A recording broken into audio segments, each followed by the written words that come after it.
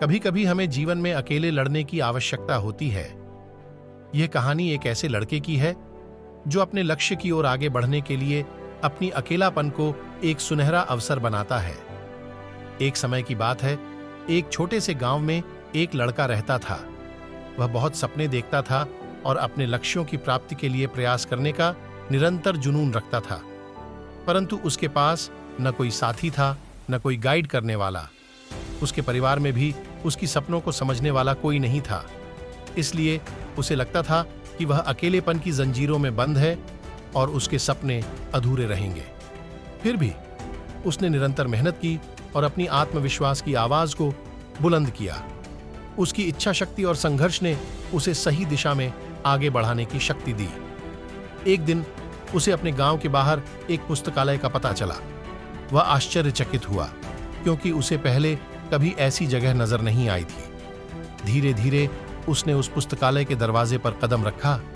वहां जाकर उसने देखा कि लोग पुस्तकों के बीच खोए रहते हैं और वहां की शांतिपूर्णता और ज्ञान के वातावरण ने उसे संतुष्ट कर दिया। अपनी उत्कृष्टता को पहचानते हुए उसने निर्णय किया कि वह पुस्तकालय में समय बिताएगा। धीरे धीरे वह पुस्तकालय की विभिन्न किताबों को पढ़ने लगा और नई दुनिया की खोज में निकल पड़ा। दिनों बिताने के साथ साथ उसका ज्ञान बढ़ता गया और वह अच्छे लेखकों और दर्शकों के साथ रिश्ते बनाने लगा। इसी के साथ उसने लिखने का भी मन बना लिया।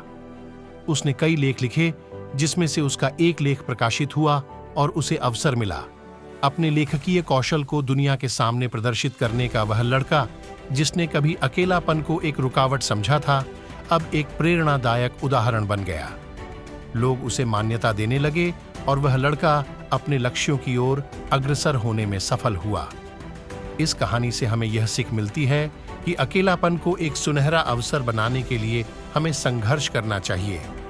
हमारी संयमितता, समर्पण और मेहनत हमें अपने लक्ष्यों की प्राप्ति की ओर आगे बढ़ा सकती हैं।